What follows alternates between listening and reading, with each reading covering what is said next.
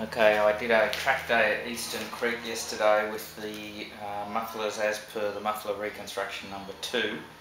Not bad, got some good comments about the sound, but we felt it was a little bit higher pitched than most other Ducatis because I'd left those end plates in.